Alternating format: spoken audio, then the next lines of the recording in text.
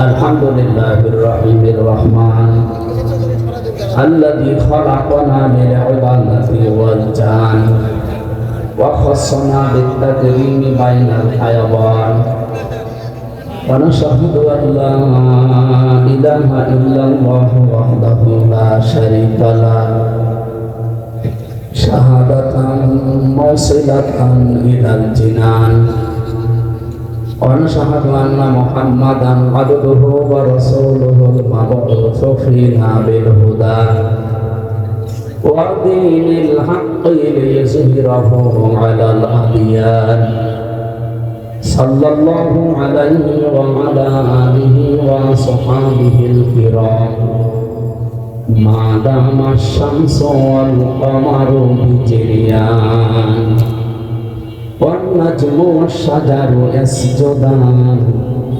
والسماء رفعها ووضع الميزان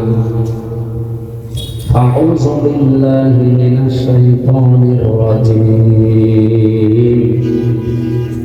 بسم الله الرحمن الرحيم إن أتبع إلا ما يوحى إلي قل هل يستوي الأعمى والبصير أفلا تتفكرون صدقت يا ربنا.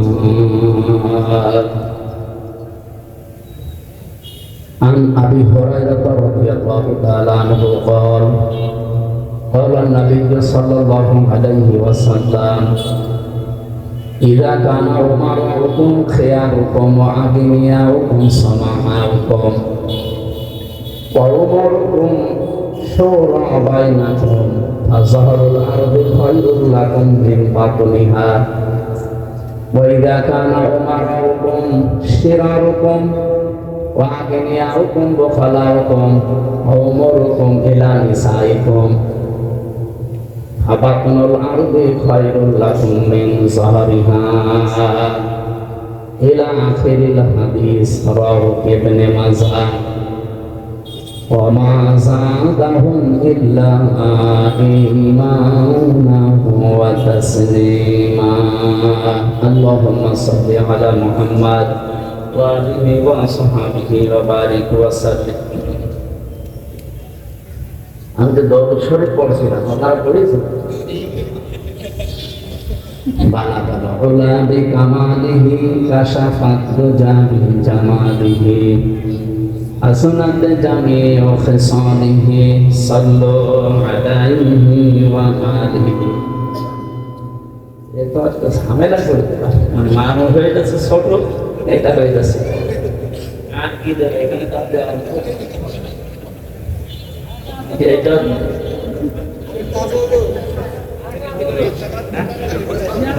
আরো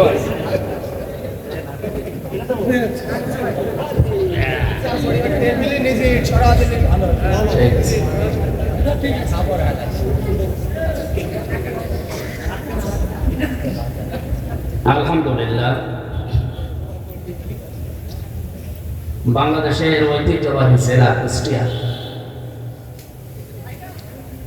সেরাত উদযাপন কমিটি জগতী কুষ্টিয়ার উদ্যোগে পবিত্র অনুষ্ঠানের সম্মানিত সভাপতি বিশিষ্ট ইসলামী চিন্তাবিদ শিক্ষাবিদ বাংলাদেশ জামাত ইসলামী কুষ্টিয়া জেলা শাখার শ্রদ্ধাভাজন জেলা আমির অধ্যাপক মাওলানা আবুল হাশিম দামাত বারকাতুহুমুল আলিয়া মাহফিলে এতক্ষণ পর্যন্ত আলোচনা করছিলেন আমাদের কুষ্টিয়ার কৃতি সন্তান বিশিষ্ট আলেমে দ্বীন বলিষ্ঠ কণ্ঠের অধিকারী আলহাজ মাওলানা ইব্রাহিম খলিল মুজাহিদ, সেক্রেটারি বাংলাদেশ মাজলিসুল মুফাসসিরিন খুলনা বিভাগ। আলোচনা রেখেছেন হাসান আলেমের উস্তাদ বাংলাদেশ জামাত ইসলামী উলামা বিভাগ কুষ্টিয়া জেলা শাখার সম্মানিত সভাপতি আলহাজ হাফেজ মাওলানা জুলফিকার আলী ওমর খান। এখানে পরিচালনার দায়িত্বে যিনি আছেন সিরাত উদযাপন কমিটি জগতে কুষ্টিয়ার সম্মানিত আহ্বায়ক মাওলানা আব্দুল আলী দামাত বারকাতুহুল আলিয়া, মঞ্চে বসা আছেন বাংলাদেশ জামাত ইসলামী কুষ্টিয়া জেলা শাখার শ্রদ্ধাভাজন সেক্রেটারি জনাব অধ্যাপক সোজাউদ্দিন জর্দার, বসা আছেন হাসান আলেমের উস্তাদ। যদিও আমার বাড়ির পাশের জেলা ঝিনাইদহ জেলার ভেতরে, কিন্তু আমাদের এই কুষ্টিয়াতে সবচাইতে ধর্মীয় শিক্ষা বড় প্রতিষ্ঠান তৌবাতুল ইসলাম কামিল মাদ্রাসা, নাম শোনেননি? এই মাদ্রাসার সম্মানিত অধ্যক্ষ শ্রদ্ধাভাজন আমার নানা জান জনাব মাওলানা তারিকুর রহমান দামাত বারকাতুহুল আলিয়া, মঞ্চে বসা আছেন জনাব মাওলানা সাইফুদ্দিন দামাত বারকাতুহুল আলিয়া, রাজনৈতিক নেতৃবৃন্দ আছেন বিভিন্ন রাজনৈতিক দলে। সামনে বসা আছে এই মাহফিলের প্রধান আকর্ষণ যারা, আমির হামজার নাম কামসা শুনলে সে মাগরিবের পর থেকে আপনারা না আসতে না। সুতরাং আজকের এই অনুষ্ঠানের প্রধান আকর্ষণীয় আপনারা যারা এসেছেন ঘরবাড়ি ফেরে ময়দানে, পর্দার আড়ালে বিভিন্ন জায়গায় সম্মানিত মা এবং বোনেরা বসে আছে, প্রশাসনের বিভিন্ন পর্যায়ে যারা দায়িত্বে আছেন শৃঙ্খলা। আমরা ঘন্টাখানি কথা বলতে চাই, আপনারা থাকবেন তো? হাত একটু বেশি হয়ে গেছে, 9:30 উঠতে পারলে ভালো হতো। দল, মত, জাতি, বর্ণ, ধর্ম নির্বিশেষে আজকের এই অনুষ্ঠান, কারণ নবীজি শুধু আমাদের না, কোরআন যেমন আমাদের শুধু একা না, আদা বায়ান লিন্নাস, মানুষ পদবাচ্চে যারা বিবেচিত সবার জন্য কোরআন, নবীজিও আমাদের একা না। আমার সালনাকা ইল্লা রাহমাতান লিল আলামিন দিয়েছেন আল্লাহ, রাহমাতান লিল মুসলিমিন দেয়, যে শুধু মুসলমানদের জন্য রহমত করে পাঠালাম। পৃথিবীতে মানুষ যারা যত সৃষ্টি আল্লাহ বানিয়েছেন সব সৃষ্টির জন্য আমাদের নবী ছিলেন রহমত। কি ছিলেন বলেন তো? সুতরাং তার জীবনী শোনার জন্য, তার আদর্শের কথাগুলো শোনার জন্য আজকের এই তার জন্মের মাসে আমরা বাংলাদেশে দেখি বিভিন্ন মানুষের জন্ম, মৃত্যু, প্রত্যাবর্তন দিবস এবং জেল থেকে যেদিন বের হয় এবং জেলে যেদিন যায় এই সমস্ত দিবস পালন করা হয়। কিন্তু যার জীবনী নিয়ে আলোচনা করলে জীবন পরিবর্তন হয়ে যায় বলে আমরা কোরআন এবং হাদিসের বর্ণনায় পাই, তাকে নিয়ে বিশ্বের মানুষেরা ওইরকম কিছু করে না। যেগুলো কিছু করা হয় আমাদের দেশে কিছু বেদাতপন্থী আছে, তারা মানুষের জামার চাইতে গেঞ্জি বড় বানিয়ে ফেলে, যা দরকার এইগুলো নিতে চাই, উল্টা পাল্টা কিছু নিয়ে তার সম্মান মর্যাদা যা আছে ওগুলো বাড়ানোর চাইতে শেষে শিরিক এবং বেদাতের পর্যায়ে চলে যায়। আমরা অন্তত কুষ্টিয়াতে ওইগুলো করবো না ইনশাআল্লাহ। 3 নম্বরে আমরা নাম পেয়েছি, এটা সবারই আছে, সেটা হচ্ছে মা আর বাবা। কোরআন হাদিস পড়ে আমি যতটুকু পেয়েছি 3টা রহমত আল্লাহর পক্ষ থেকে সবচাইতে বড় বড় পৃথিবীতে এসেছে। 1 নম্বরে কোরআনে কারীম, 2 নম্বরে নবী মুহাম্মদুর রাসূলুল্লাহ, 3 নম্বরে আমাদের মা আর বাবা। তার ভেতরে আমরা কোরআনে কারীম শোনার জন্য এসেছি। 1,500 বছর চলছে। পৃথিবী প্রমাণ অলরেডি করে দিয়েছে যে কোরআনের ভেতরে সন্দেহ তো নেই, সন্দেহের লেশ পর্যন্ত নেই। কম্পিউটার, আপনারা যারা শিক্ষিত মানুষ, যারা নাড়াচাড়া করেন এগুলো জানেন, আমেরিকার নিউ ইয়র্ক সিটিতে একবার 4,500 ধর্মীয় গ্রন্থ এক জায়গায় করেছে। একটা করে কম্পিউটারের ভেতরে দেয়, পৃষ্ঠাগুলো ভেতর থেকে লেখা আসে যে এগুলো সঠিক কিনা। আমি আজকে আসার সময় এই তথ্যটা পেলাম, ভালো করে একটু খেয়াল করে দেখেন তো, যার শুনতে আসলেন কত অথেন্টিক এই কিতাবটা। ওখানে প্রত্যেকটি ধর্মীয় গ্রন্থের ব্যাপারে কথা এসেছে যে এর ভেতরে এই জায়গায় সমস্যা আছে, পৃষ্ঠার নাম ধরে কোরআনে কারিম একটা দুইটা তিনটা করে ৬,৬৬৬ বলে আর ৬,২৩৬ বলে। এই আয়াতগুলো যখন একটা একটা করে দিয়েছে, সর্বশেষ লেখা উঠেছে যে এর ভেতরে কোনো ভুল নেই এবং এইরকম কিতাব পৃথিবীতে বানানো সম্ভব। এখন যারা এতদিন পর্যন্ত পৃথিবীতে শুনেছে যে কোরআনের মতো কোরআন নাকি বানানো সম্ভব না, তারা কিন্তু এবার আশা জেগেছে না। এতদিন শুনলাম কি মুসলমানদের কাছে, আর এখন দেখছি কি এটা তো বানানো সম্ভব, কিন্তু সময় লাগবে কতদিন? ৬৩,০০০ অক্টিলিয়ন বছর লাগবে। বুঝে সব কিছু বললাম। আমরা যারা এখানে গণিত অঙ্ক যাই বলে এ বিষয়ে যে সমস্ত মানুষ লেখাপড়া করে, হিসাব নিকাশে জিজ্ঞাসা করে যে অক্টিলিয়ন কাকে বলে, প্রথমে হয় এই বিষয়টা আমরা দেখেছি একক হয়, এরপরে দশক হয়, এরপরে শত, সহস্র, অযুত, লক্ষ, নিযুত, কোটি, million, trillion, trillion, zillion, pillion, এরপরে আপনি হিসাব করে দেখেন তো, এত বছর যদি আপনি বাঁচেন, পুরাটা জীবনের পেছনে দেওয়া লাগবে, তারপরে এরকম একটা কিতাব আপনি বানাতে পারবেন।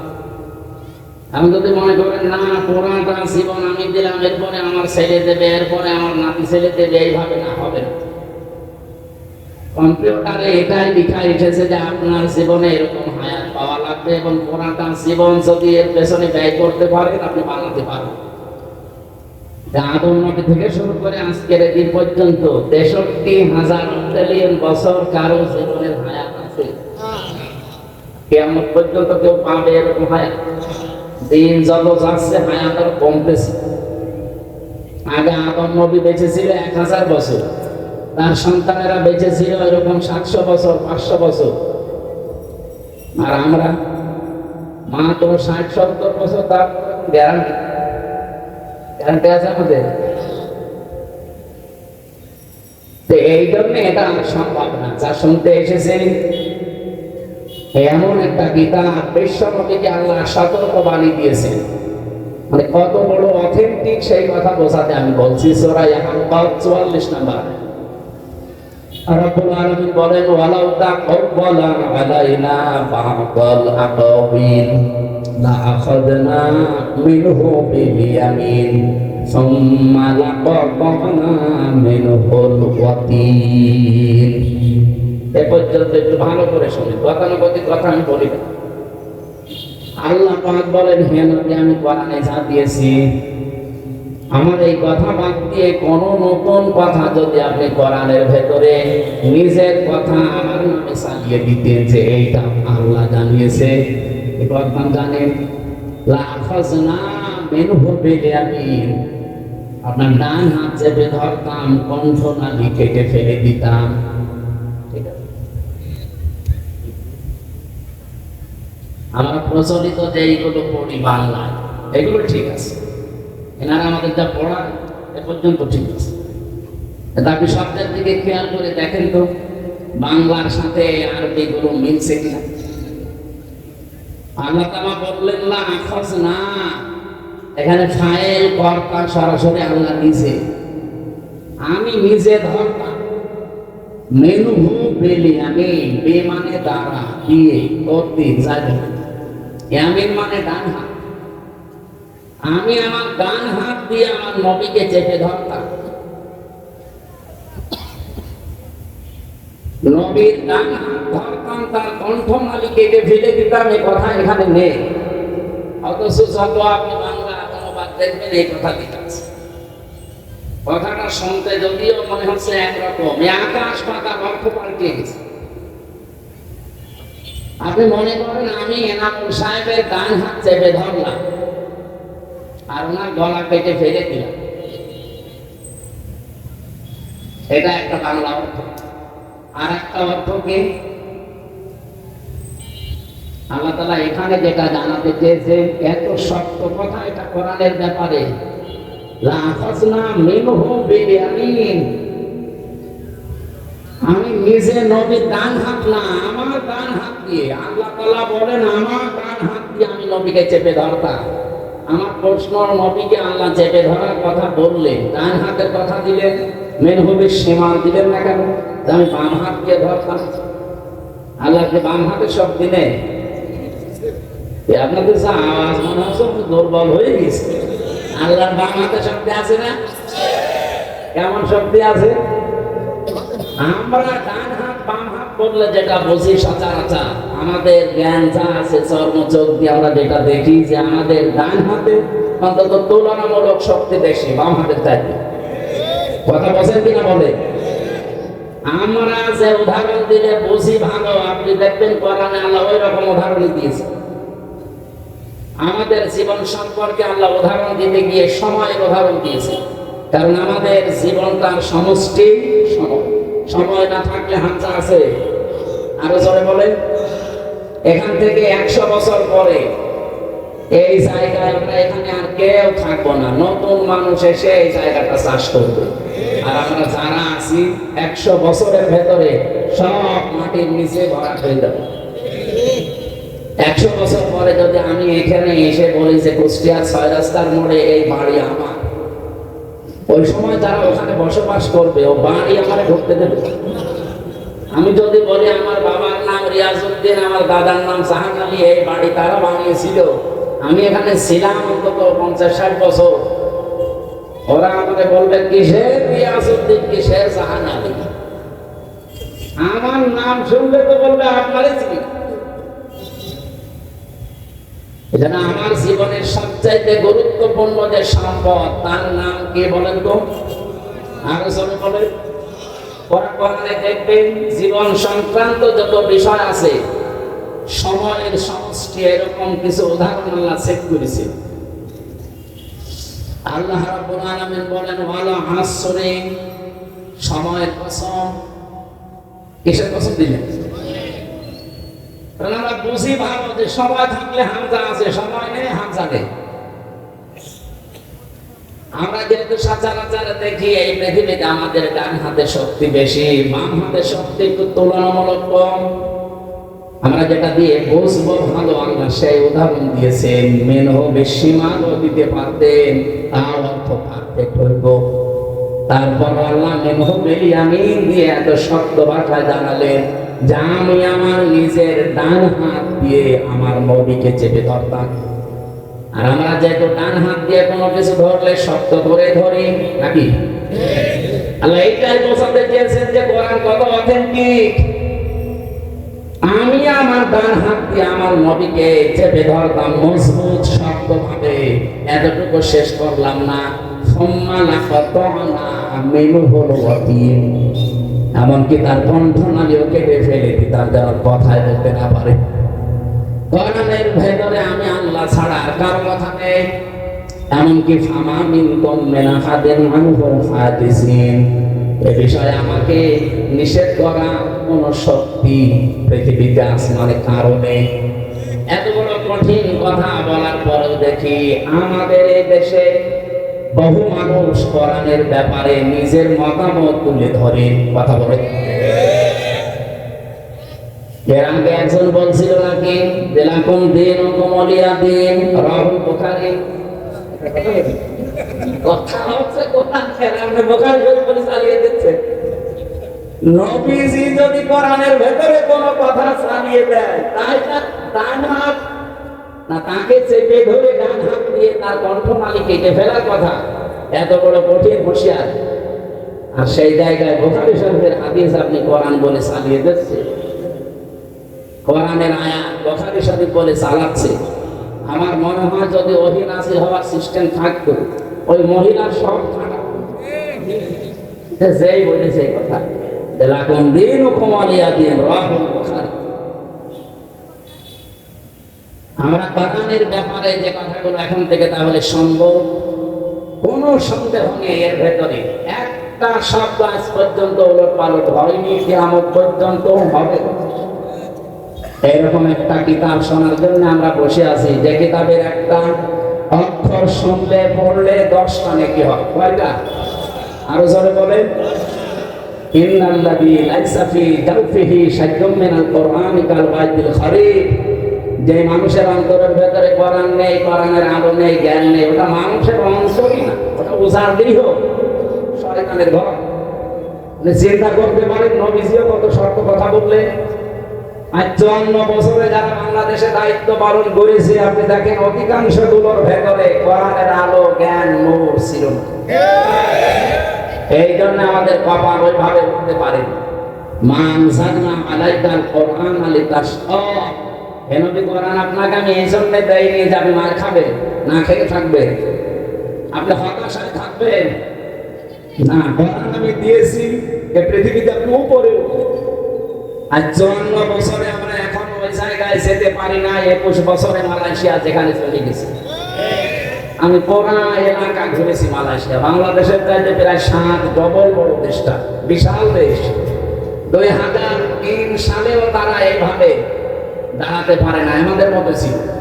অথচ এই যে 21-22 বছরে তারা দেশটাকে, আজ বিশ্বের বুকে যদি 20টা দেশ উন্নত থাকে, মালয়েশিয়া একটা।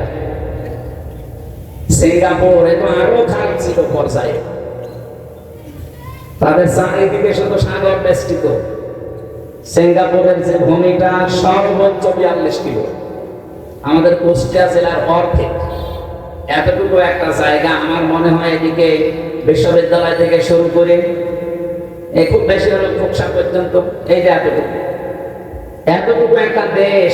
তাম পৃথিবীতে যদি 10টা দেশ আপনাকে গণনা করা লাগে উন্নত, তাহলে সিঙ্গাপুর ধরো।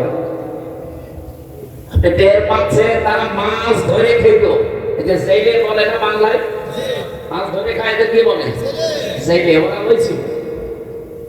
পুরা মালয়েশিয়ার যত ময়লা সব ভাগাড় হিসাবে তারা ব্যবহার করতো এই এলাকাকে।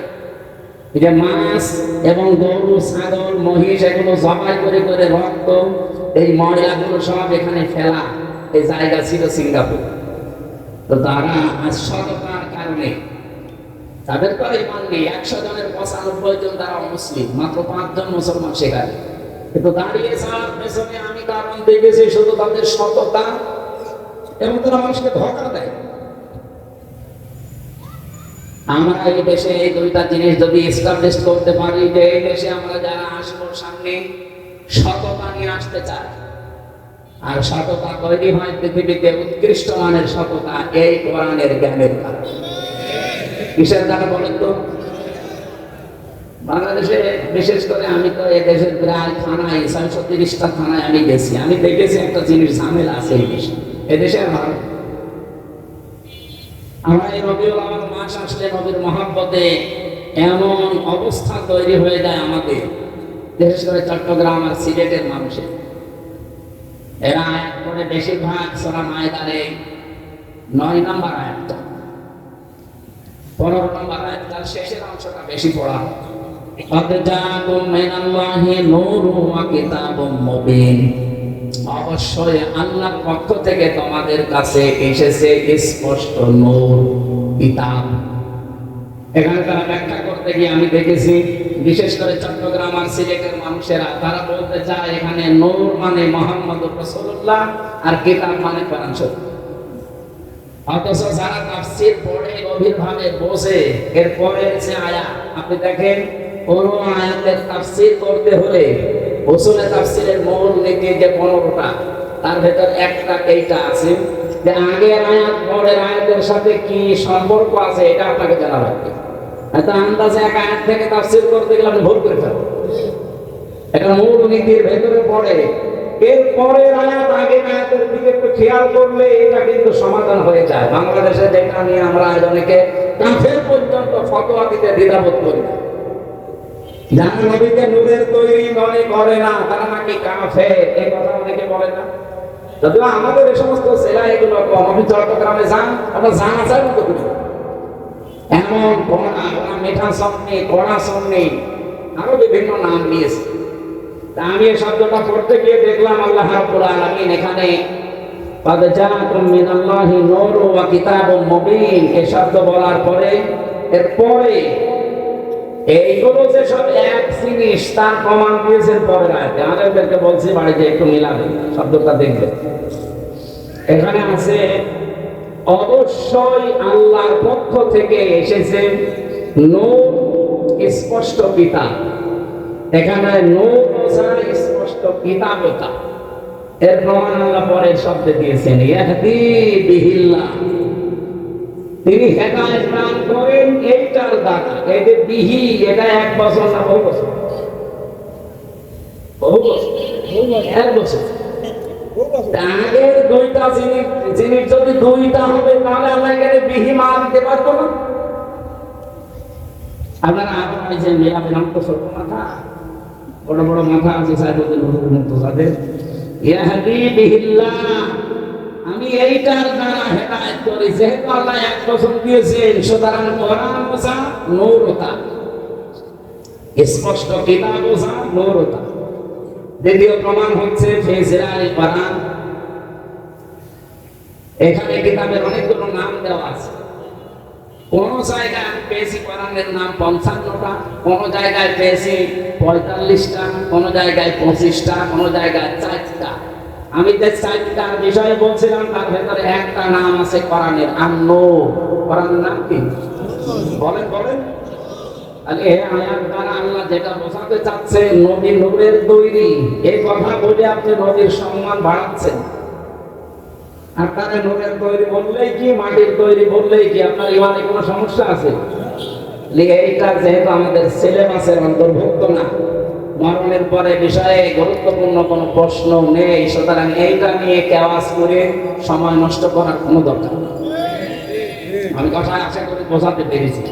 সুতরাং এমন কোরআন আমরা শুনতে এসেছি, এর ভেতরে কোনো ভেজাল নেই। সুতরাং যে আল্লাহ আমাদেরকে আজকে নিয়ে আসলেন এখানে, আমরা খুশি। কারণ এক একটি অক্ষর শুনলে বুঝলে আপনার ইমানের মান এবং ইখলাস অনুযায়ী কমপক্ষে তো 10টা নেকি পাবেনই, সর্বোচ্চ 700 পর্যন্ত নেকি পাবেন ইনশাআল্লাহ। আল্লাহ আমাদেরকে সর্বোত্তমটা যেন আমাদের ইমান অনুযায়ী দান করেন, বলেন আমিন। দরুদ আর সালাম পাঠ করার মাধ্যমে আমরা তেলাওয়াত করতে যাচ্ছি। আমরা পড়েছি সূরা আনআম 50 নম্বর আয়াতের শেষের অংশটুকু। আমরা যে সমস্ত বিষয়গুলো নিয়ে রবিউল আউয়াল আসলে মাতামাতি করে ফেলি, নবীকে এমন এমন জিনিস দিয়ে দে, আল্লাহ রাব্বুল আলামিন ওই বিষয়টা ক্লিয়ার করছেন আয়াতে। হে নবী, আপনি আপনার উম্মতদেরকে বলেন, কুল্লা আকুলু লাকুম ইনদি খাযাইনুল্লাহ ওয়া লা আ'লামুল গায়বা ওয়া লা আকুলু লাকুম ইন্নী মালাক।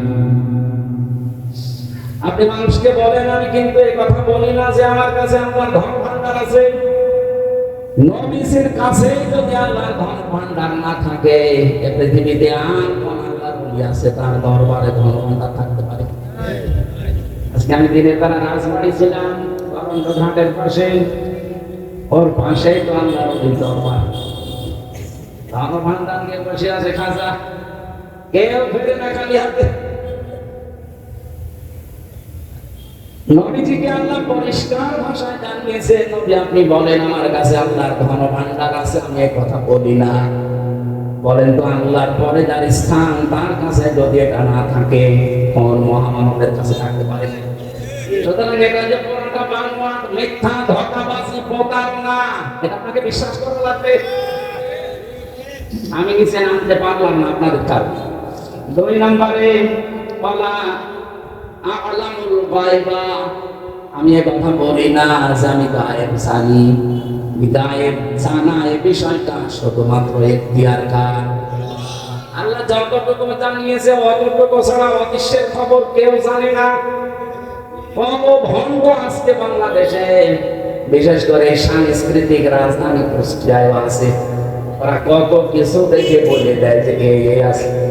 কুষ্টিয়ার স্টেশনে যান, কোর্ট স্টেশনে আল্লাহর ওলি বসে আছে, হাত থেকে বলে ফেলে আপনার 3 বউ হবে। আমি বিশ্ববিদ্যালয়ে প্রথমে যখন এসেছিলাম, ওই সময় তো কুষ্টিয়ায় নতুন, আমি ছোটবেলা থেকে চুয়াডাঙ্গা, বরিশাল এই সমস্ত জেলা। 10 সালে আমার কুষ্টিয়া প্রবেশ করা। ওই সময় একজন স্টেশনে বসতো, হাত থেকে মানুষের ভাগ্য বলে দিত। ওই সময় একবার দেখিয়েছে তো ছাত্র আমার, এই যে মাঝখানে 3টা দাগ দেখে বলছেন না 3 বউ। এই যে ইনার নাতি আমার ঘর, যাক ওই সময় আরো 1 বছর পরে আমার বিয়ে হয়েছে। সেই একটাই পা আছে, আমার তো এখনো এই ভাগ্যের রেখা সব মেলে না। মেলবে কিনা আমি জানি না, মেলার দরকার নেই।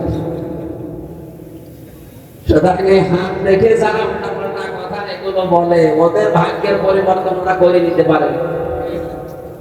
বিশ্বাস করেন এগুলো সব ধোঁকা। এই যে পাথর দিয়ে যারা ব্যবসা করে, রিটন দেওয়ান চিশতি ঢাকার প্রান্ত পথে প্রায় 5 লাখ টাকা ভাড়া ওই ঘরটা, আর পাথরের ব্যবসা করে ওই দোকান ভাড়া দেয়, রাজার হালে চলে। এত দলিল দেওয়ার পরেও দেশের মানুষ এখনো পর্যন্ত সচেতন হয় না। আমি এই যে 8-9 দিন আগে এসেছি কাবা শরীফ থেকে। কাবায় যে পাথরটা, এটা জান্নাতের পাথর, কিন্তু এই পাথরের কোনো ক্ষমতা নেই। যারা বলে যে এখানে জমা দিলে গোনা সব শুষে নেয়, আমি অথেন্টিক হাদিস পাইনি। যারা পেয়েছেন একটু দেখাবেন তো। না পেয়েছিলাম, গোনা শুষে নেয় এরকম কথা তো আমি পেলাম না। কোথায় পেয়েছে আল্লাহ জানে। আমাদের তো মাঝে মাঝে পাথরের দিকে তাকিয়ে একটা সরি বা লাঠি নিয়ে বলতেন পাথর। আমি শুধু দেখেছিলাম যে নবীজি তোমাকে চমা দিয়েছে, এই কারণে তোমার চমা দেয়। তুমি আমার ভালো করতে পারো না, মন্দ করতে পারো না।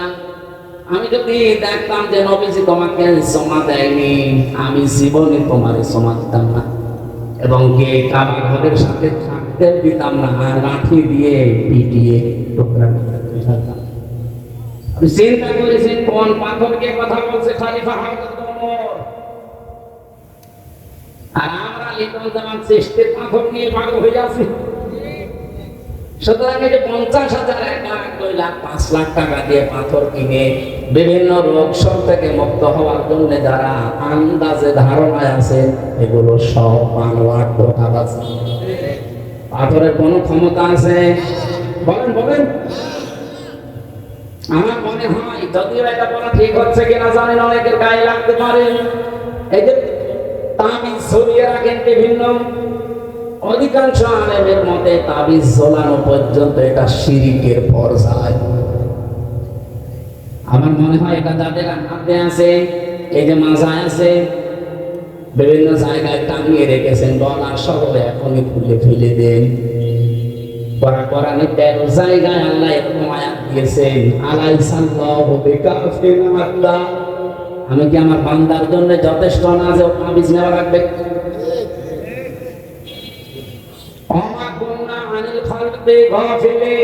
আমি আমার কোন সৃষ্টি সম্পর্কে গাফেল না, যে কোন তাবিজ নিয়ে আমার কাছে আসতে লাগবে।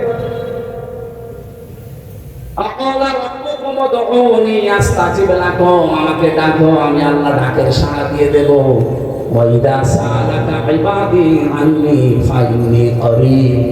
আমার সম্পর্কে জিজ্ঞাসা করলে বলবো আমি সারদের চাইতে নিকটে।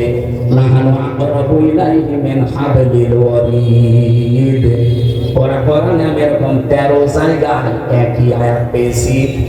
আল্লাহ পাক এবং বান্দার মাঝখানে কোনো দালাল, কোনো মাধ্যম, মিডিয়া কিচ্ছু লাগবে না। সরাসরি আপনি ডাকবেন, আল্লাহকে সাড়া দেবে আমার মাবুদ। বলেন সুবহানাল্লাহ। কুষ্টিয়াবাসী গায়েবের খবর একমাত্র কে জানে বলেন? আরো জোরে। অন্য কেউ জানে এই কথা বিশ্বাস আমরা করব না। মানুষ এখন বের হচ্ছে, আশার বাণী দিয়ে তাদেরকে ফোলাচ্ছে, হাওয়া দিয়ে, যাতে কোনো চিন্তা নেই, তুই সামনে চলে এসেছিস। আপনি জানলেন কি? 1 ঘন্টা পরে কি হবে সে খবর আপনার কাছে নেই, অথচ ফেব্রুয়ারির 12 তারিখে কি হবে 1 ঘন্টা পরে কি হবে বলতে পারে না। ফেব্রুয়ারি 12 তারিখে কি হবে অলরেডি চোখ বন্ধ করে সব বলে দিচ্ছে। আর ওরা এই কথা শুনে আবেগে আসছে যে না, এত বড় বুজুর্গ যখন বলেছে হতেও হতে পারে। আল্লাহ কড়া ভাষায় দিয়েছেন সাবধান। আপনি বলেন যে আলামুল গায়ব, আমি গায়বের কিচ্ছু জানি না।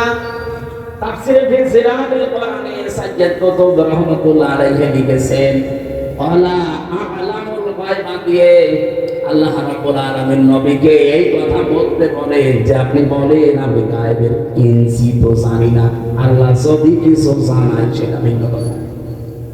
3 নম্বরে ওয়ালা আকুলু লাকুম ইন্নী মালাক, আমি এই কথা বলি না যে আমি ফেরেশতা। এই কথাগুলো নবীর শানে, যেহেতু এই মাস আসলে বিভিন্ন মানুষ আবেগে আন্দাজে চালিয়ে দিতে পারে, আরো বিভিন্ন জিনিস চালিয়ে দেয়। আল্লাহ পাক এগুলো আমাদেরকে জানিয়ে এই কথায় প্রমাণ করতে চেয়েছেন। নবী আপনি বলেন হ্যাঁ আমি তোমাদেরকে কি শোনাই তোমরা জানো, ইন আত্তাবিউ ইল্লা মা ইউহা ইলাইয়া, আমি শুধুমাত্র অনুসরণ করি যতটুকু আল্লাহ আমাকে ওহী করে জানায় অতটুকু।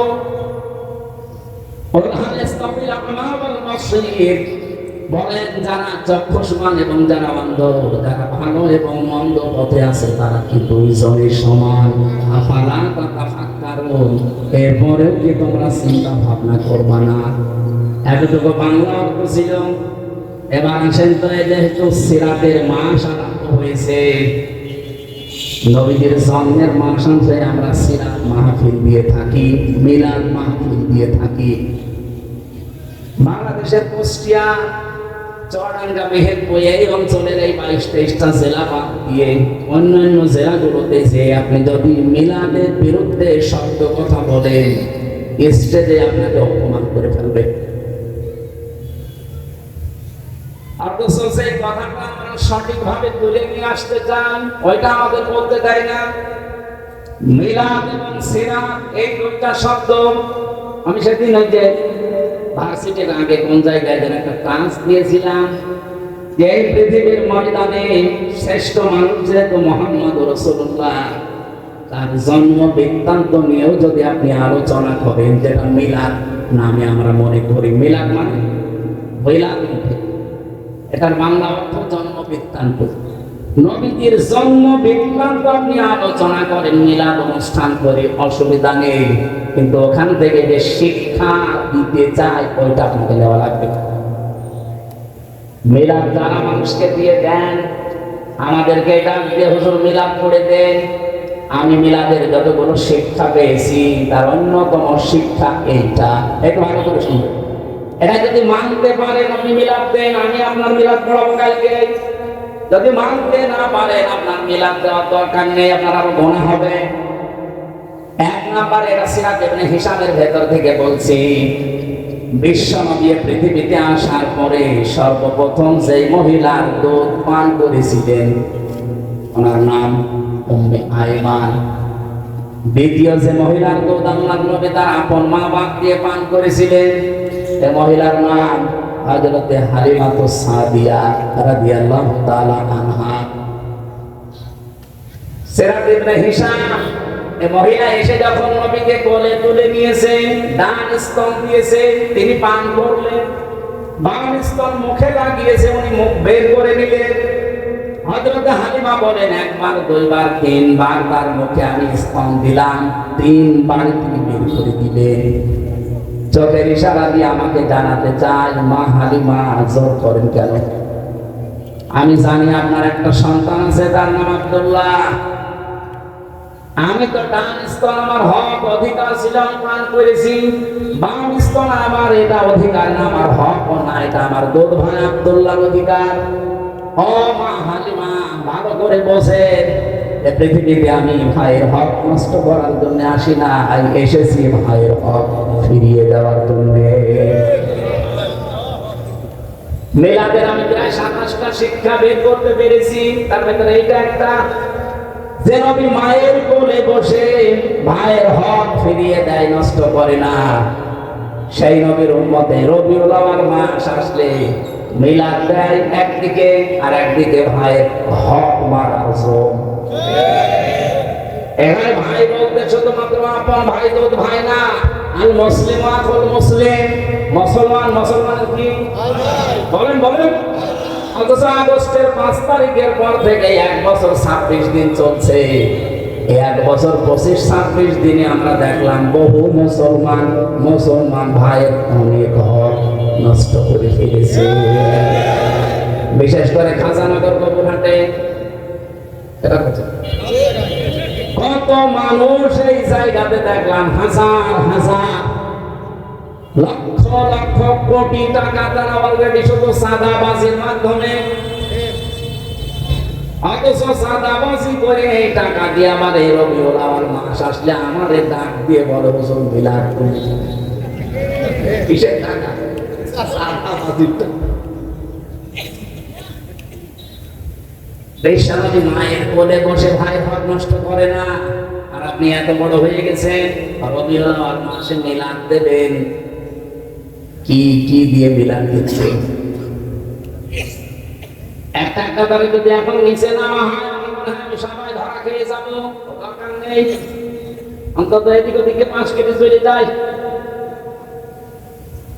এবার আমার প্রশ্ন, এই পৃথিবীতে বিশ্ব নবী আসার পর থেকে আজকের এই দিন পর্যন্ত বহু মানুষ নবীর শুধু মিলাদ, জন্ম এইটা লেগেছে, খুশি হয়েছে, বেজার হয়েছে, কিন্তু নবীর আদর্শ যেটা, সিরাত যেটা, তার জীবনী যেটা, শুধু জন্ম বৃত্তান্ত না, তার জীবনী, এই কথাগুলো যখনই তাদেরকে মানতে বলা হয়, এ মানুষগুলো শুধু মিলাদ মানতে রাজি, সিরাত মানতে রাজি না।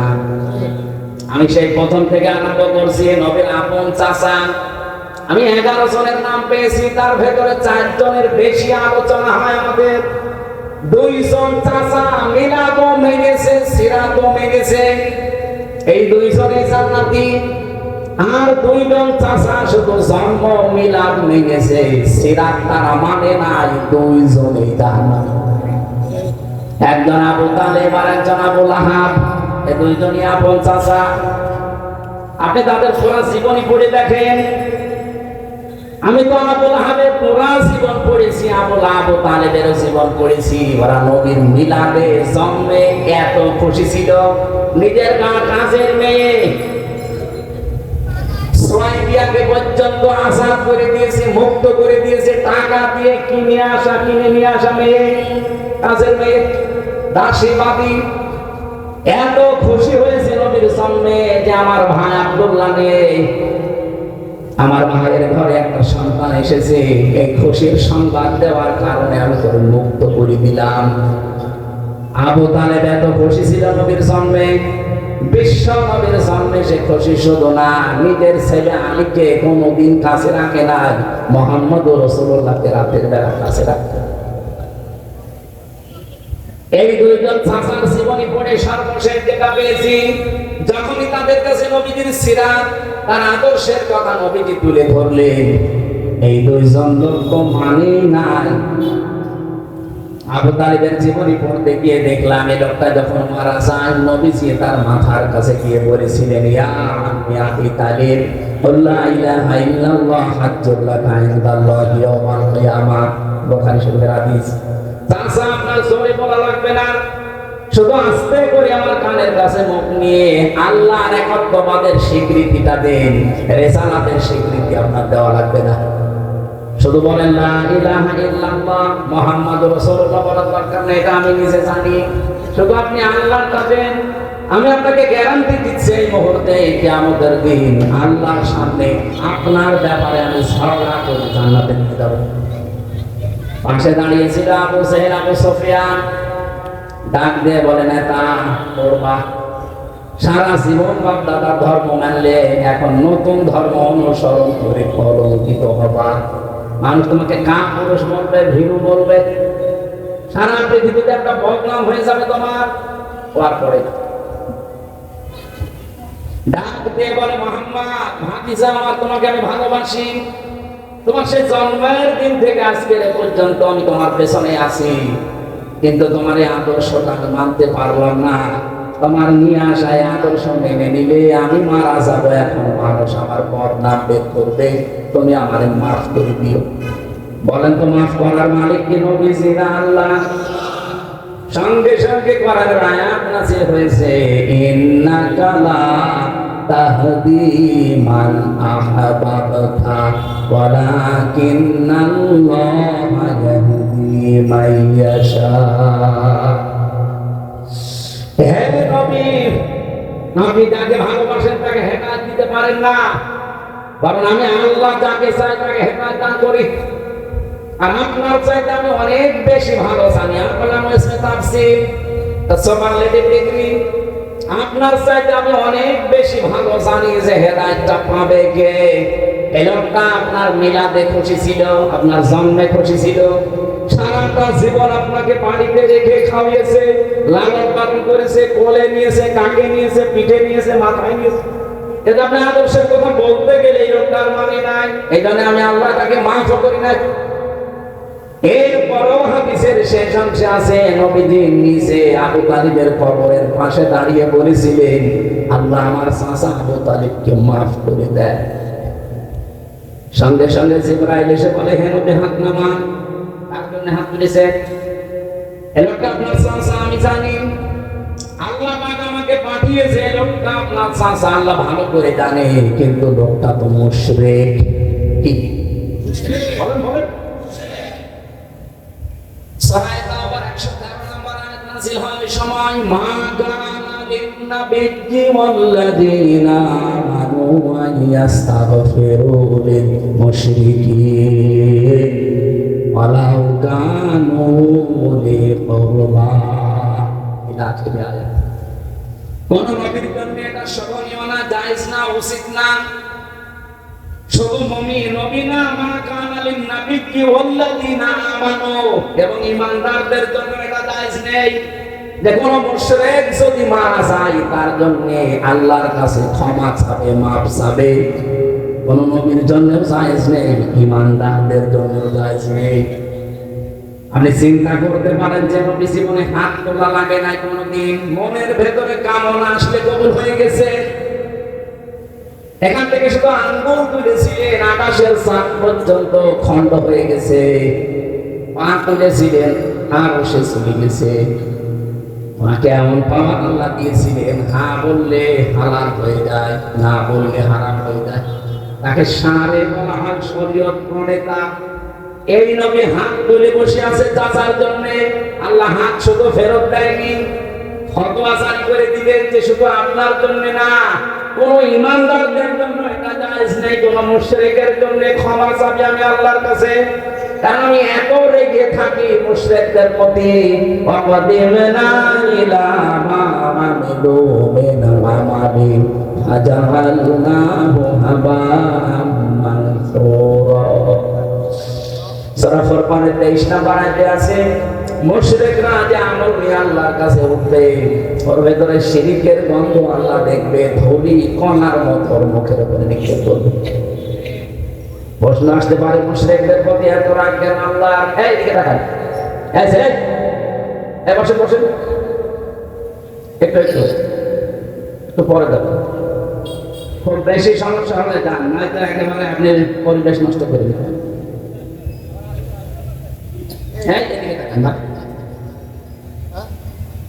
মুশরিকদের প্রতি আল্লাহর এত বেশি রাগ হওয়ার কারণ কি?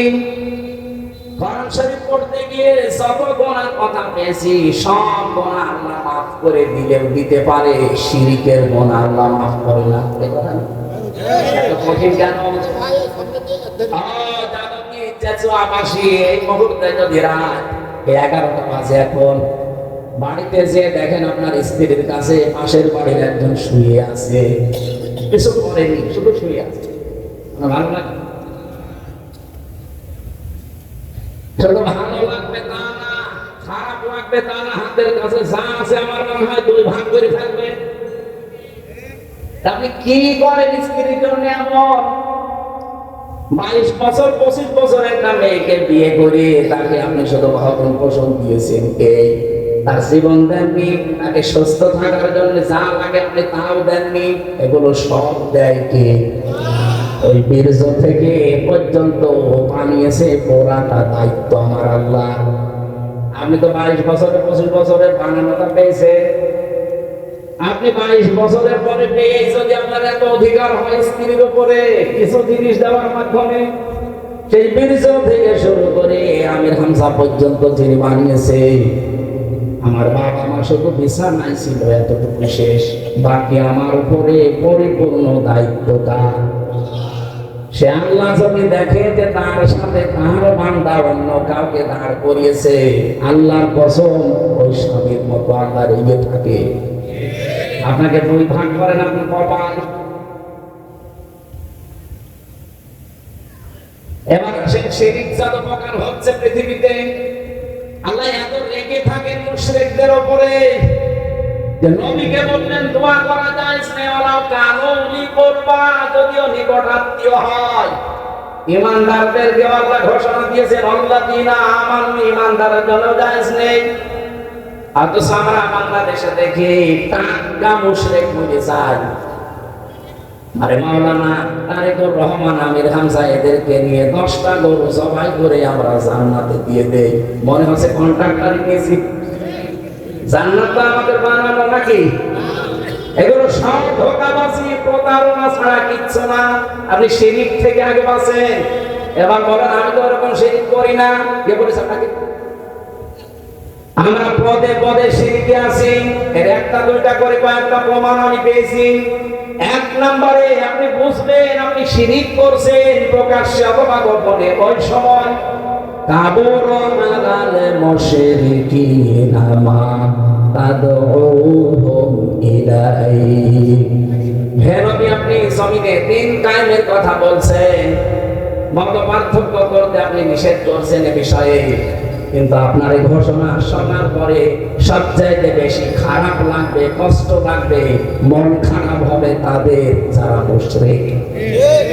সাধারণ বাংলাদেশে আমরা যারা দিন কায়েমের কথা বলি, আল্লাহর এই জমিন বানিয়েছেন তিনি, হুকুমত চলবে তার, এই কথা বললে রাজনীতির মনে করে বিভিন্ন রকমের দোষ আমাদের উপরে চাপিয়ে যারা আসতে চান না, আপনি বিশ্বাস করতে পারেন আপনার দ্বারা কোন শিরক হচ্ছে? আপনি অলরেডি মুশরিক হয়ে গেছেন। তাছাড়া তো আপনার কাছে খারাপ লাগার কথা না। এদেশে এখন প্রায় 18 কোটি মানুষ, 7 কোটি 20 লাখের একটা টার্গেট আমি পেয়েছি একটা জরিপে। এই 7 কোটি 20 লক্ষ মানুষ এখন বলছে আমরা এই দেশে রাষ্ট্রীয়ভাবে ইসলাম দিন কায়েম এটা চাই। এই মানুষগুলো আমার মনে হয় এরা প্রকাশ্যে গোপনে শিরক থেকে অলরেডি মুক্ত। বাকি যারা আছে, আপনার কাছে যদি দিন কায়েমের কথা বললে, আপনার বিধানের কথাগুলো বললে আপনার মন খারাপ হয়, কষ্ট লাগে, আপনার রাগ হয়, বুঝবেন আপনি যে কোনো ভাবে শিরকের সাথে জড়িত। কোরআনের সূরা সূরা 13 নম্বর আয়াতের মাঝের অংশে এটা আছে, আপনি গাড়িতে মিলিয়ে দেখেন আপনি আসলে শিরক করছেন কিনা। দ্বিতীয় নম্বরে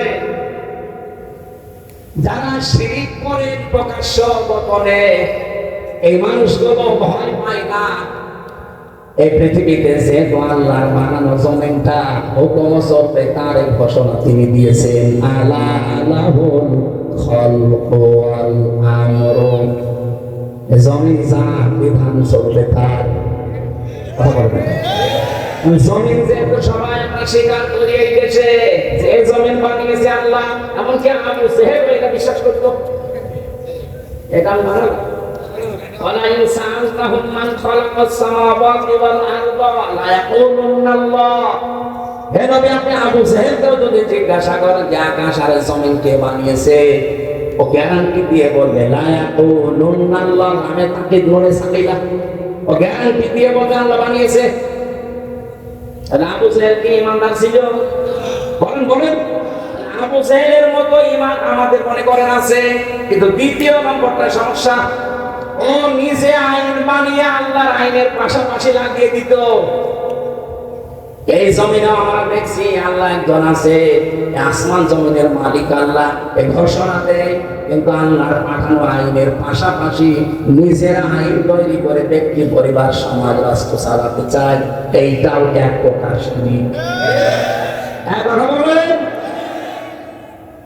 শয়তান আপনাকে জীবনেও কোনোদিন এসে বলবে না যে এই পাথরের মূর্তি এটা পূজা কর, জীবনেও বলবে না। শয়তান অত পাগল না, কারণ শয়তান জানে যে কথা যদি আমি এনামুল হককে বলি ও জীবনও এই কাজ করবে না। কিন্তু শিরক যেহেতু করানো লাগবে, এমন একটা বিষয় আপনাকে ঢুকিয়ে দেবে, আপনি ওই রকম পাথরের মূর্তি পূজা করার মতো শিরক নিয়ে কি আমাদের উঠবেন। আল্লাহ বানিয়েছে জমিন, আইন চলবে তার। সেখানে আল্লাহর বাইরে কোন আইন যদি কেউ বানিয়ে পাশাপাশি চালাতে চায়, এটাও মূর্তি পূজার মতোই শিরক। আর এই জমিনে এটা চলছে, চলছে না? সুতরাং এই দেশে যারা আল্লাহর আইন বাদ দিয়ে মানুষের তৈরি করা আইন কায়েম করতে চান, আপনি আমার মনে হয় আবু জাহেলের মতো ইমানের দাবিদার। এর কায়দা স্পষ্ট বলার কায়দা আর নেই। এরপরও যদি কেউ না বোঝার ভান করে থাকে, এদিকে আসেন, জোরে বোঝায় ছাড়া আপনার অসম্ভব। এবার আমার প্রশ্ন ছিল কি, দুইজন নবী, দুইজন চাচা শুধুমাত্র জন্ম মানত নবীজির, মিলাদ মানত, একটা আবু তালেব আর একটা আবু লাহাব। দুইজনেই জাহান্নামী, কারণ তারা নবীর আদর্শ মানে। সিস্টেম অপর পৃষ্ঠায় দেখুন, আর দুইজন চাচা, হযরতে আব্বাস, হযরত আমির হামজা রাদিয়াল্লাহু তাআলা আনহুমা। এই দুইজন চাচা শুধুমাত্র জন্ম মানে নাই। আমির হামজার পুরা জীবনী পড়েছি, নবীর জন্মে এমন বেশি খুশি হয়েছিল হযরতে আব্বাসও, কিন্তু নবীর সিরাত মানতে গিয়ে এই দুইজন অগ্রণী ভূমিকা পালন করেছে জীবনের সর্বোচ্চ দিয়ে। আল্লাহ এত বেশি খুশি হয়েছিলেন, তাদের নামে কোরআনের আয়াত নাযিল হয়েছে, রাদিয়াল্লাহু আনহুম ওয়া রাদু আন। আমি আল্লাহ যেমন তাদের উপর রাজি হয়ে গেছি, তারাও আমার আল্লাহর উপরে রাজি। যালিকা লিমান খাশিয়া রাব্বাহ। জোরে বলেন সুবহানাল্লাহ। কুষ্টিয়াবাসী অনেক বেশি ভালোবাসি আপনাদেরকে, মন থেকে হৃদয় দিয়ে কথাগুলো বলছি। এই সিরাতের মাসে, এই মিলাদের মাসে, জন্মের মাসে আপনি যদি শুধু জন্ম নিয়ে আনন্দে শেষ করে দেন, তার আদর্শ যদি আপনি না মানতে পারেন, আল্লাহর কসম আপনিও কিন্তু আবু লাহাব, আবু তালেবের মতো হয়ে যাবেন। আমরা মিলাদ মানি, সিরাত মানি, কথা বলেন না কেন?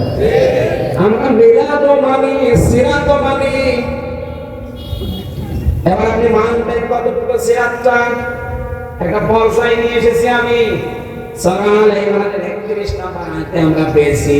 এই মাস আসলে দেখবেন এই আয়াতটা বেশি পড়া হয়। কুল ইন কুনতুম তুহিব্বুনাল্লাহ ফাত্তাবিউনি ইউহিব্বুকুমুল্লাহ ওয়া ইয়াগফির লাকুম যুনুবাকুম আল্লাহু গফুরুর রহিম। এই একটু ভালো করে শুনুন, গতানুগতিক ভাবে না, এখান থেকে একটা শিক্ষা নিয়ে দেওয়া আছে। ইবনে কাসির থেকে বলছে, এটা নবী আপনি বলেন যদি আল্লাহকে ভালোবাসি, এই কথা বলতে চাও, চাই না? আল্লাহ তোমাকে ভালোবাসিয়ে দাবি আমাদের আছে না নেই? এই দাবি যারা করেন তাদেরকে আল্লাহ বলছেন, এই দাবি করার আগে সবাইকে একটা আদেশ দিলাম, ফাত্তাবিউনি, তারা যেন আপনার অনুসরণ করে, তারা যেন আপনাকে ভালোবাসে। কথা কিন্তু এই জায়গায় নেই। তাহলে আল্লাহ হাক্ম দিতেন, হাক্ম দিয়েছেন, তারা আপনাকে যেন অনুসরণ করে, অনুকরণ করে, আপনাকে দেখে দেখে চলে। এটা যদি তারা করতে পারে, তাদের আমি আল্লাহকে ভালোবাসা লাগবে না। ইউহিব্বুকুমুল্লাহ, আমি নিজেই তাদেরকে ভালোবাসছি, বাসবো। এটা মোসারে বর্তমান, ভবিষ্যৎ, প্রেজেন্ট, ফিউচার। কুষ্টিয়াবাসী জন্মের পর থেকে আমরাও শুনছি। এবার আসেন তো এখান থেকে একটা তথ্য নিয়ে আসি। আল্লাহ পাক ইউহিব্বুকুমুল্লাহ দিয়েছেন, আপনাকে ভালোবাসা আল্লাহ এখন আরম্ভ করছে এবং ভবিষ্যতে বাসবে, যদি আপনি নবীকে অনুসরণ করার সিদ্ধান্ত নিয়ে আপনি লেগে পড়েন। এবার আমার প্রশ্ন, নবীকে আপনি যে অনুসরণ করবেন, এটা কি আংশিক না পূর্ণাঙ্গ? বলেন বলেন, আপনি নিজের দিকে তাকিয়ে বলেন তো, আপনার অনুসরণ নবীজির হচ্ছে, এটা কি আংশিক না পূর্ণাঙ্গ? মাথা থেকে পা পর্যন্ত হয়তো আছে। পরিবারের দিকে তাকালে আপনার অনুসরণ আর নবীর মতো হয় না। পর্দা যে একটা ফরজ বিধান, এই জায়গায় অনেকের কিন্তু খামখেয়ালিপনা। এটা বোঝা পরিবারের দিকে, সমাজের দিকে তাকান, রাষ্ট্রের দিকে তাকান, অর্থনীতির দিকে তাকান, রাজনীতির দিকে তাকান। একটা একটা করে যত জীবন আছে কোন জায়গায় আপনার পূর্ণাঙ্গ অনুসরণ হচ্ছে আপনি নিজের বিবেকের কাছে প্রশ্ন করেন।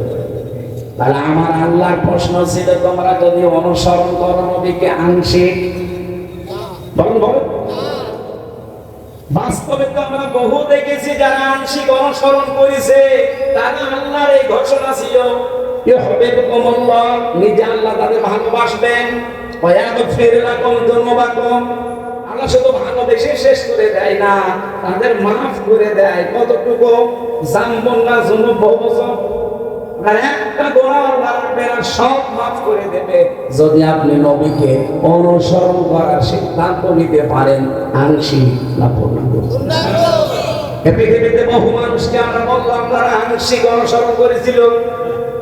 আব্দুল্লাহ ইবনে উবাই, আপনি দেখবেন ওর পুরো জীবনী পড়ে আমি শুধু একটা ভুল পেয়েছি, বাকি কোন জায়গায় আমার দৃষ্টিতে ভুল ধরা পড়ে নাই। একদিন মসজিদে নববীতে নবীজি বললেন আল্লাহর কাছে দুইটা নাম প্রিয়, একটা আব্দুল্লাহ একটা আব্দুর রহমান। পেছন দিক থেকে দৌড় দিয়ে বাড়িতে যেয়ে নিজের নাম পাল্টিয়ে রেখেছে আব্দুল্লাহ, ছেলের নাম পাল্টিয়ে দিয়েছে আব্দুল্লাহ, নাকি ছেলে ছিল তাও পাল্টিয়ে দিয়েছে বললো আব্দুল্লাহ, বাবার নাম পাল্টিয়ে দিয়েছে আব্দুল্লাহ, 14 বংশ সব আব্দুল্লাহ। এবার আমার প্রশ্ন, নবীর কথা শোনার পরে মানতে দেরি করেছে কয় মিনিট? কি অনুসরণ করতে আপনি বলেন? শুনতে দেরি, মানতে দেরি ছিল না। কিন্তু এই লোকটা উহুদের ময়দানে যাবার সময় নবীর পেছন দিক থেকে 300 মানুষ নিয়ে বেরিয়ে গিয়েছিল। আমাদের দেশে এখন বদর উহুদ খন্দক নেই, কিন্তু সামনে আমার মনে হয় এই দেশে দ্বীন ইসলাম থাকবে না, থাকবে না। সেই জন্য বদরের ময়দান উহুদের ময়দানের মতো আসতেছে। এখান থেকে কেউ যদি ভেঙে যান আপনার আব্দুল্লাহ ইবনে উবাইয়ের মতো জানাজা পড়ালেও কিছু হবে না। না বোঝার ভান করে আছেন কারা থেকে হাত তোলেন তো, আমি জানি আপনি বুঝে ফেলেছি। সামনে যে দিন আসতেছে এই দেশে একটা ইসলামের পক্ষে একটা ইসলামের বিপক্ষে। বদরের ময়দানে একদল ইসলামের পক্ষে ছিল আর একদল ইসলামের বিপক্ষে ছিল। বদর আমরা দেখিনি, কিন্তু সামনে বদর উহুদ আসতেছে। উহুদের ময়দান থেকে আব্দুল্লাহ ইবনে উবাই যেমন 300 লোক নিয়ে ভেঙে গিয়েছিল, আজও অনেকে বিভিন্ন কায়দায় মানুষকে ভেঙিয়ে নিয়ে যাওয়ার চেষ্টায় আছে। কুষ্টিয়াতে নেই, আপনি যদি যারা ভাঙাতে চান তাদের ভেতরে পড়ে যান, আপনি মরে যান, আপনার জন্য আমি হামজানা কাবার ইমাম এসে জানাজা পড়ালেন কিছু। ওই দিন নবীজি নিজে জানাজা পড়িয়েছে এই লোকটার, 22 জন সাহাবী কাতার সোজা করে জানাজা চলছে। হযরত ওমর শুরু করছে না আমি জানাজায় যাব না, কারণ লোকটা 300 লোক নিয়ে ভেঙে গিয়েছে। এতটুকু শেষ নবীজি বলেন আমাকে আল্লাহ এখনো নিষেধ করেনি জানাজা পড়তে, দোয়া করতে, সুতরাং আমি করব। নিজের জামা মোবারক খুলে বললেন ওর জানাজার কাফন বানিয়ে দেন, কবর খুঁড়ে নিজের হাতে লাশ রাখবেন, জানাজার নামাজ পড়ে। আমি তাফসীর থেকে বলছি, এটা আধুনিক তাফসীর যেগুলো আছে আপনি দেখবেন মুফাসসির বর্ণনা করেন হযরতে ওমর শুধু যায়নি, বাকি 22 জন সাহাবী কাতারে দাঁড়িয়ে আছে। প্রথম তাকবীর দেওয়ার পরে ফেরেশতা জিবরাইল এসে সূরা তাওবার 80 নম্বর আয়াত নিয়ে হাজির। ইস্তাগফির লাহুম আও লা আস্তাগফির লাহুম ইন তাস্তাগফির লাহুম 70 মাররাতান। এ পর্যন্ত শেষ আয়াত, কিন্তু এখন শেষ হয়নি। আমি আলেমদেরকে বলছি একটু ভালো করে মিলান তো। জিবরাইল এসে এই পর্যন্ত বলার পরে দাঁড়িয়ে গেছে, আর কথা বলে না। হে নবী, আপনি এই লোকটার জন্য ক্ষমা চান আর না চান, জানাজার নামাজ পড়ান আর না পড়ান, এর জন্য আল্লাহর কাছে মাফ চান আর না চান সমান হবে। এমনকি যদি 70 বার ক্ষমা চান। এ পর্যন্ত বলার পরে নবীজি বলেন আমার মনের ভেতরে একটা আশঙ্কা এসেছিল, আকাঙ্ক্ষা এসেছিল, সাবে হয় না বাকবাকান আছে যে 70 বার ক্ষমা চাইলে আল্লাহ মাফ করবে না। আমি এই লোকটার জন্য 71 বার ক্ষমা চাবো। আল্লাহ তার 71 বারের কথা দেয়নি, 70 বারের কথা যখন দিয়েছে আমি 71 বার ক্ষমা চাবো, তাহলে তো মাফ হবে। সঙ্গে সঙ্গে জিবরাইল এই কথা মনে মনে বলতে দেরি, ফেরেশতা জিবরাইলকে আল্লাহ বলেন যে পরের অংশটুকু শুনিয়ে দেন, ফালাইয়া গফিরাল্লাহু লাহুম। আমার প্রশ্ন এখানে একটা আলেমদের কাছে, আল্লাহ পাক শুধুমাত্র যদি ফালাইয়া গফিরাল্লাহ পর্যন্ত দিতেন, আল্লাহর কসম আমি নিজের জীবনও ভয় পেতাম না। আমার ভয়ের কারণ হচ্ছে শেষে এই হোমটা, এটা বহু বছর, এটা জমির এদিকে তাকান। আল্লাহ যদি ফালাইয়া গফিরাল্লাহ পর্যন্ত দিতেন তাহলে আয়াতটা শুধুমাত্র আব্দুল্লাহ ইবনে উবাইয়ের জন্য ছিল, কিন্তু যখনই হোম দিয়েছেন তখন হামজার ভেতরে আছে, এটা আরিকুর রহমানও আছে। আল্লাহ পাক বলেন ইয়া গফির, এটা মজারে বর্তমান ভবিষ্যৎ প্রেজেন্ট ফিউচার। এর আগে লা, মজারের আগে লা আসলে বাংলা অর্থ হয় জীবনেও হবে না। কেন শুধু এর জন্য না, এরকম চরিত্রের মানুষ কিয়ামত পর্যন্ত যারা আসবে তাদের জন্য আপনিও যদি 70 বার না 70,000 বার ক্ষমা চান, আমি আল্লাহ তাদেরকে মাফ করছি না, করবো না। আব্দুল্লাহ ইবনে উবাইয়ের অনুসরণ আংশিক ছিল না পূর্ণাঙ্গ? আংশিক। পুরো জীবনের সাথে একটা জায়গায় আমি ঝামেলা পেয়েছি, উহুদের ময়দানে 300 মানুষ নিয়ে ভেঙে গিয়েছিল। ওর রাজনৈতিক জীবনে বিশ্ব নবী ওর আদর্শ ছিল না, বাকি জীবনে ছিল রাজনৈতিক জীবনে ওর নেতা ছিল আবু জেহেল। আপনি এবারে আরেকটা বাংলাদেশের সাথে মিলান তো, এদেশে যে 193 জন আমরা মুসলমান, আমার মনে হয় শুধু ওই মুসলমানই দেওয়া আছে, এই মুসলমানই আপনার সিস্টেম এখন নেই। যদি হতো কত মানুষ যেমন আব্দুল্লাহ ইবনে উবাইয়ের কাতারে চলে যেতাম, কথা বলেন না কেন? সুতরাং আমাদের অনুসরণ করা লাগবে কি আংশিক না পূর্ণাঙ্গ? আমরা সেই পূর্ণাঙ্গ অনুসরণের কথাই বলি। আপনি যেমন নামাজে নবীজিকে মানেন, আপনি যেমন রোজাতে নবীজির হুকুম, আল্লাহর হুকুম নবীজির কায়দায় মানেন, ঠিক ওই কায়দায় আপনার পরিবারে মানা লাগবে, সমাজে মানা লাগবে, রাষ্ট্রে মানা লাগবে। আরে কথা বলতে গেলে বিভিন্ন রকমের ত্যাগ আমার নামের উপরে দিয়ে দেন। আমি আপনাকে বাঁচাতে চাচ্ছি, কারণ দুনিয়ার এই ছোট্ট জীবনটা যদি শান্ত না হয়, নিরাপদ না হয়, আল্লাহর কসম মরণের পরে বিশাল জীবন আপনি নিরাপত্তা পাবেন না। কাবা শরীফ তাওয়াফ করার সময় দেখছিলাম, আপনি হজে গেছেন? কোন যায় রুকনে ইয়ামিনে থেকে হজরে আসওয়াদ যে পাথরটা, এই জায়গাটা যখন পার হওয়া লাগে, লক্ষ লক্ষ হাজী সাহেবেরা সবাই এই দোয়াটা পড়ছে, রব্বানা আতিনা ফিদ দুনিয়া হাসানা ওয়া ফিল আখিরাতি হাসানা। আল্লাহ দুনিয়ায় শান্তি দাও, স্বস্তি দাও, নিরাপত্তা দাও, এরপরে আখিরাতেও শান্তি স্বস্তি নিরাপত্তা দিও। বলেন তো আগে দুনিয়া না আগে আখিরাত? বলেন বলেন। এই 56,000 বর্গ মাইল এখনো পর্যন্ত আমরা নিরাপত্তা দিতে পারি নাই, আমরা সেইটা দিতে চাই। এবার এমন একটা দেশ আমরা আল্লাহর নবীর অনুসরণের মাধ্যমে কোরআন দিয়ে বানাতে চাই।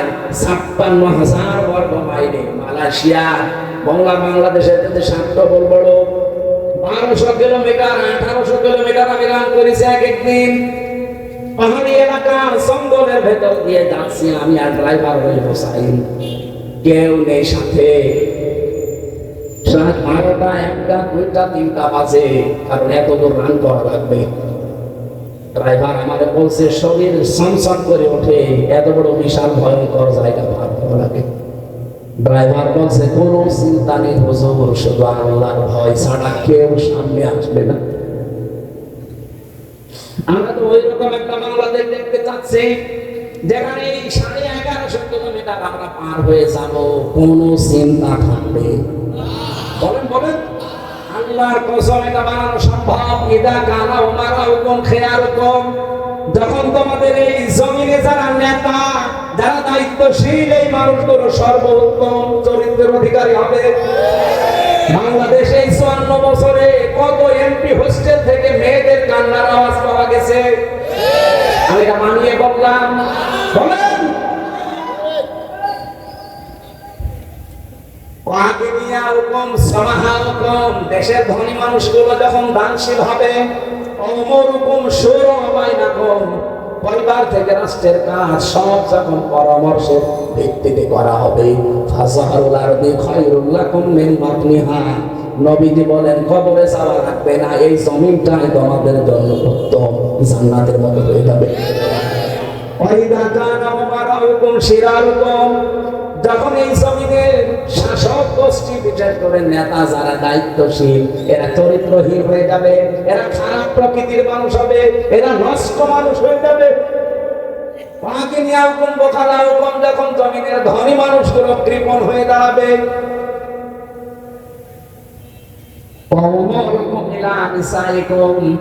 যখন সব পরামর্শ মেয়েদের সাথে করে করা হবে, পরিবার থেকে রাষ্ট্র পর্যন্ত সব পরামর্শের কাজগুলো মেয়েদের সাথে করে হবে।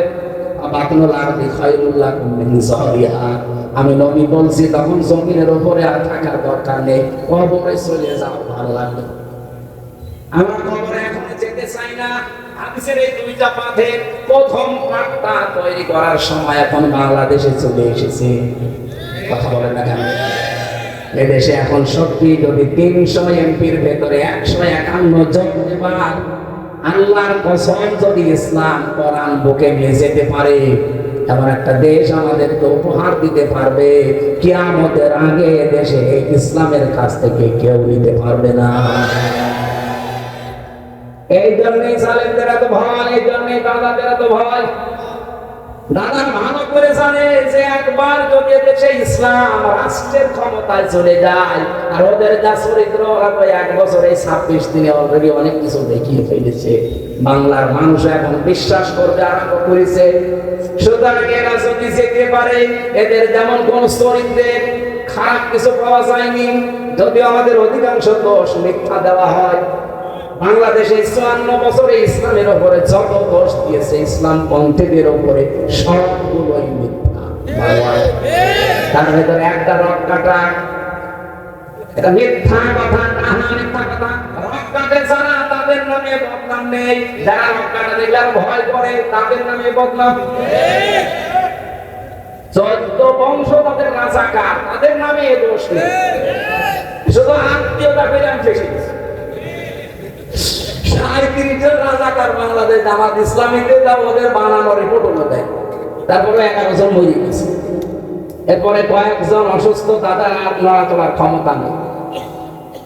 আর যারা এই স্লোগান তোলে এখন, তাদের 1040 জন অলরেডি তাদের তালিকায় আছে রাজাকার। সাজর যদি এসে বলে সই, সে তোর পেছনে বিশাল ফোটা করে ছড়ানো দরকার। আমার তো ফুটো একটা, আর ওর কত? 1040টা ফুটো, আমার একটা নিয়মিত আছে। সুতরাং এই বানোয়াট বিষয় সব ঢাকা পড়ে যাবে। আগামীতে একটু আসতে দেন, সময় যেহেতু আসতেছে, আমরা যদি কাজে লাগাতে না পারি, এই তো 54 বছর চলছে, 154 বছরও আপনি আর মুখ দেখাতে পারবেন না। আর আপনি না 100 বছর বাঁচবেন বলে, যদি এই জমিনে দিন কায়েম না হয়, এভাবে শয়তানের তৈরি করা আইন দিয়ে চলতে থাকে, আপনি কি দিয়ে মুখ দেখাবেন কবরে? কারণ কবরে যতগুলো প্রশ্ন, নামাজের প্রশ্ন নেই, রোজার প্রশ্ন নেই, যাকাতের প্রশ্ন নেই, সবগুলো প্রশ্ন আপনি দেখেন এই জমিনের উপরে এই বিষয়গুলো নিয়ে তৈরি করা। আমার রব্বকা, তোমার রব কে ছিল? রবের 19টা অর্থ হয়। সামারাইজ করে যদি 5টা বলতে হয়, তার প্রথম অর্থ রব মানে লালন পালনকারী, রব মানে সৃষ্টিকর্তা, রব মানে আইনদাতা। আপনি যদি কবরে বলেও ফেলেন যে আমার রব আল্লাহ, ফেরেশতা কিন্তু এক চড়ে দাঁত লোক যা আছে সব করে বলবে রব আল্লাহ মানে, রবের যে অর্থ মানে রব মানে আইনদাতা, একটা আইন 14। কি বলবেন আপনি? কিছু বলতে পারেন। 2 নম্বরে যে লোকটাকে দেখানো হবে যে মান হাজার রাজুল, এই লোকটা কে ছিল? আপনি যদি বলেন হাজা নাবিয়্যুনা মুহাম্মাদুর রাসূলুল্লাহ, ইনি আমাদের নবী ছিল। নবী মানে কি? না, নবী শব্দটা নামা থেকে এসেছে। নামা মানে সংবাদ। আপনি দেখবেন সংবাদ লিখতে গেলে ইংরেজিতে 4টা অক্ষর লাগে। নিউজ, NEWS, N দিয়ে নর্থ, E দিয়ে ইস্ট, W দিয়ে ওয়েস্ট, S দিয়ে সাউথ। তো তামাম দুনিয়ার কিছু বাকি আছে? তামাম পৃথিবীর সব খবর দিয়ে আল্লাহ পাক নবীদেরকে পাঠিয়েছিলেন। এই জন্য যাকে দেখানো হবে আপনাকে এই সম্পর্কে ধারণা থাকা লাগবে। আপনি কুষ্টিয়ার খবরই রাখেন না, দেশ তো আমি দিলাম। আপনাকে খবর রাখা লাগবে নবী মানে সংবাদ।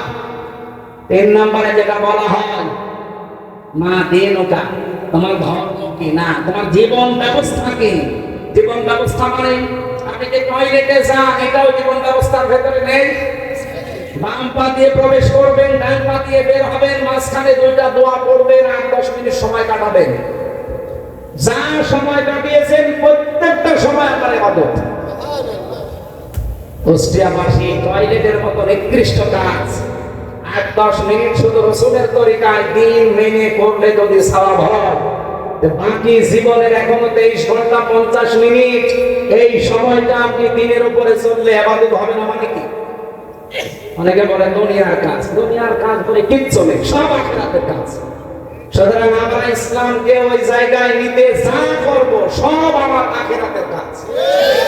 আমরা নবীর জীবন থেকে শিক্ষাগুলো নিয়ে পূর্ণাঙ্গ অনুসরণ করতে চাই রবিউল আউয়াল মাসে, নাকি আব্দুল্লাহ ইবনে ওবাইয়ের মতো আংশিক? বলেন।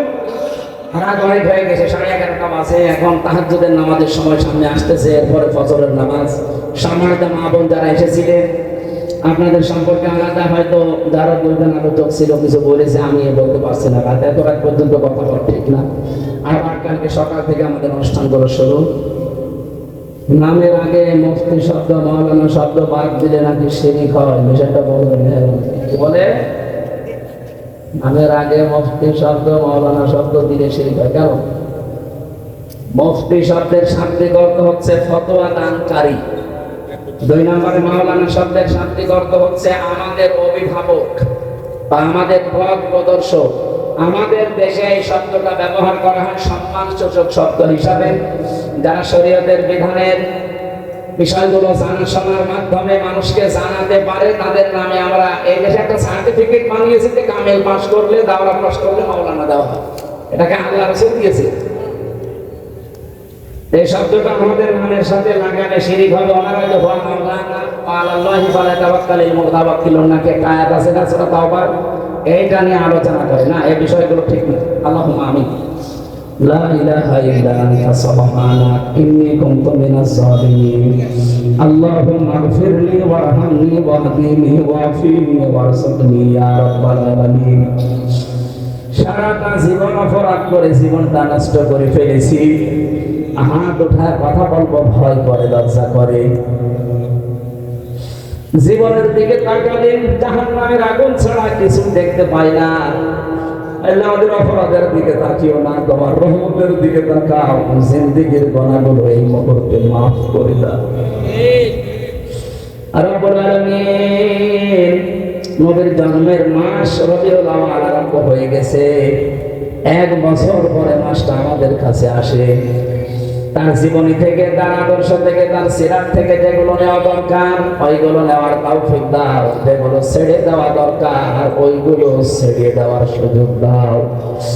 ওমা আতাকুমুর রাসূলু ফাখুযুহু ওয়া মা নাহাকুম আনহু ফান্তাহু। এই আয়াতটা আমাদের জীবনে তুমি মিলিয়ে দাও। মাহফিলের আয়োজনে যারা ব্যস্ত ছিল, এই মাহফিলের কমিটিদেরকে কবুল করে নাও। বিভিন্ন মানুষ আমরা দেখি তাদের বাবার জীবনী, তাদের স্বামীর জীবনী, চাচার জীবনী, নেতার জীবনী তারা শোনায়। আল্লাহ আমরা আমাদের নেতার জীবনী শোনানোর জন্য না, আমরা নবীর নবীর জীবনী শোনাতে ব্যস্ত আছি। এখানে আমাদের এই আয়োজন কাজকে কবুল করে নাও। সম্মানিত সভাপতি অধ্যাপক আবুল হাশেম সহ যত আলেম ওলামা এখানে এসেছে, আলেমদেরকে আলেম হিসেবে কবুল করে নাও। আমরা যারা রোগী আছি আমাদেরকে রোগ শোক থেকে বাঁচাও। মা বোনেরা অনেকেই বিভিন্ন জায়গায় বসে আছে, আল্লাহ মায়েদেরকে বোনেদেরকে ফাতিমাতুজ জাহরার মতো, খাদিজাতুল কুবরার মতো বানিয়ে দাও। নবীর আদর্শটা আংশিক না পূর্ণাঙ্গ অনুসরণ করার সুযোগ আমাদের দান করো। প্রশাসনের ভাইরা এসেছে, সততার সাথে কুষ্টিয়ার বুকে দায়িত্ব পালন করার তৌফিক দাও। প্রশাসনকে বিশেষ করে পুলিশ বিভাগকে বানিয়েছিল হযরত ওমর রাদিয়াল্লাহু তাআলা আনহু। আল্লাহ তিনি যে উদ্দেশ্য নিয়ে বানিয়েছিলেন সেই মহান উদ্দেশ্য সফল করার তৌফিক বাংলার প্রশাসনকে দিয়ে দাও। আগামীর দেশটা তুমি কোরআনের হাতে তুলে দাও। আমরা চেষ্টা চালাচ্ছি, সফলতা দেওয়ার মালিক তুমি। মেহেরবানি করে একবার হলে কোরআনের হাতে তুলে দাও। দেশের মানুষ অন্তত এবার বুঝবে যে এতদিন কোন জাহান্নামে ছিলাম। আল্লাহুম্মা গফিরলি ওয়ারহামনি ওয়াহদিনি ওয়াফিনি ওয়ারযুকনি ইয়া রাব্বাল আলামিন। কুষ্টিয়ার বুকে কামিল মাদ্রাসা কওয়াতুল ইসলাম আল্লাহ শ্রদ্ধাভাজন নানাজান ওই মাদ্রাসার প্রিন্সিপাল উনি বসে আছে। আমার পাশে ডানে বামে কত আলেম বসা আছে, যারা সারা জীবন জ্ঞানের আলোগুলো ছড়িয়ে যাচ্ছে। এদের এই এলেম ছড়ানোকে কবুল করে নাও। দিনকে কায়েম করার জন্য জান মাল দিয়ে যারা সর্বাত্মক চেষ্টা চালায়, সম্মানিত পরিচালক মাওলানা আব্দুল আলিম, ডান পাশে বসে আছেন শ্রদ্ধাভাজন ভাই জনাব এনামুল হক সহ যত মানুষ আজকের এই মাহফিলে, বিশেষ করে মাওলানা আল আমিন তোমার যুবক বান্দা, যতগুলো যুবকদেরকে সাথে নিয়ে আজকের এই নবীর জীবনী আমাদেরকে শুনিয়েছে, আল্লাহ বিশ্ব নবীর পূর্ণাঙ্গ অনুসরণ তাদের জীবনেও দিয়ে দাও। এই চচুয়া জগতা জগতের মাটির নিচে যারা ঘুমিয়ে আছে, নবীর ইজ্জতে মাফ করে দাও। আগামীর কুষ্টিয়াকে তুমি কোরআনের জন্য কবুল করো। বারাকাল্লাহু লানা ওয়া লাকুম ফিল কোরআনিল আযীম। আল্লাহ, কত মানুষ আমি এই যে হাসপাতালে পড়ে আছে দেখতে পাচ্ছি, এই মানুষগুলোকে শেফায়ে কামেলা আজরা নসিব করো। আগামীতে অনুষ্ঠানটা কোরআনের প্রচারে, নবীর আদর্শ প্রচারে আরো বিশাল আকারে কবুল করে নাও। কখনকার কাছে আজরাইল চলে আসে জানি না, যখনই আসবে জীবনের শেষ কথা যেন এটা বলতে পারি, লা ইলাহা ইল্লাল্লাহু মুহাম্মাদুর রাসূলুল্লাহ।